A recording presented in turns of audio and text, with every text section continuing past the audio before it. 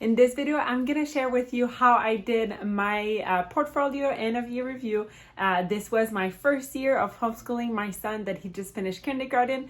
So it was a little bit hectic. So I really want to make this video to maybe give you tips and ideas on how to make it, because it can be nerve-wracking and stressful, but it's something that it's important to do. Even if your state doesn't require it, I think it's so important to keep a record of what your kid has done, just if anything happens in the future, and also for your kids that they can go back. So I'm excited to show you all what I did.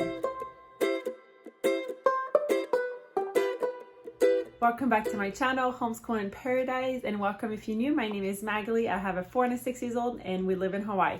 So in this video, I'm gonna share with you, I'm gonna show you the portfolio that I did, the end of year review that I just completed. And like I said, it was my first time, and it took me a long time, and I put it off so much. So we are June 27th, and it was on my to-do list since the first week of June, and I was just pushing it back. And then this week I was like, okay, I really need to get this going. So hopefully it can give you some tips and ideas that it's gonna make your life easier.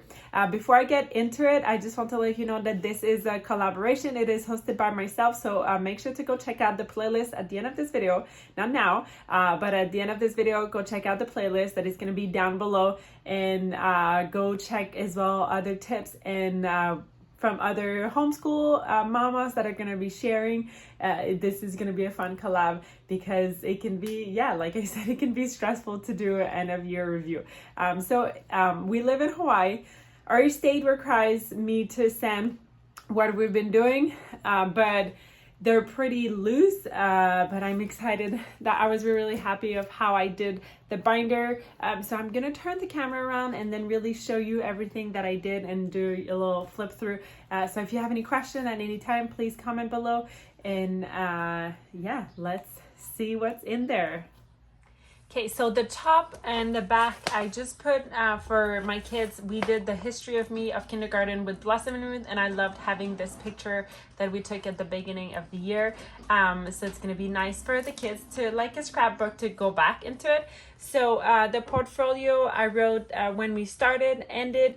The attendance, we don't really need to do the attendance days, but I just still did it. The book list, see attached, we did 213 titles and 11 spines. So at the end, I'm going to show you math. So we did wild math, kindergarten. We completed week 1 and 2 out of 38 weeks. So we didn't really like it, but I still wanted to include everything that I did. So the good and the beautiful, completed lesson 1 to 80 out of 120. Language arts, so this is everything that I don't want to go too much in detail, but language art, so we did the handwriting, all about reading, Blossom Ruth, poetry, science, National Geographic, even the science kit, you know, that are hands-on, include them. Stepping into science, Blossom and Ruth, nature study, Blossom and Ruth, kindergarten, art and history of me, social skills, music, and then unit study, we did learn about feelings, Thanksgiving, Christmas, dyslexic, Valentine's, spring, and then Cinco de Mayo. And then I put in the educational games as well, because we do so many games. Why not? PE, what we did 4 to 6 times a week. My son did soccer, and then we did the co-op in Lahui. We attended 11 out of 21.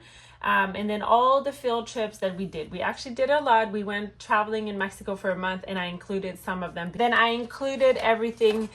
So the table of content, and then about 3 pages of the work that they did, that my son did.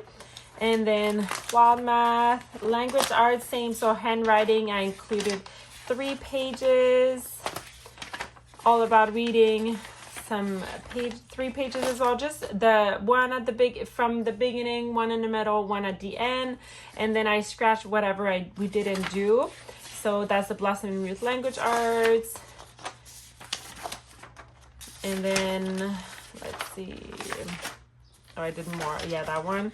And then it has the science, so I put here on the side what I did exactly. So all this one is science, nature study, and art. So I just added, like I said, always a table of content, and then 3 work that they did. all the unit study that we did. So I actually just ripped it off from the book, and I'm keeping it for maybe like a few months, and whatever that in that book, I'm just gonna throw it away in the recycle. I'm not gonna keep them forever, because this is really shows that we've done work. If anything happens, if they ask, and then for my son, he can just go back and see. And then at the end, I did the pictures. That took longer. And I have my book list here. So the book list, all the books that we've read in 1 year. And then at the end, I added also my daughter. She did preschool, but she didn't do too much, but I know that if she wants to go back and see, I don't want her to feel left out, because she still did some work. So I still included her.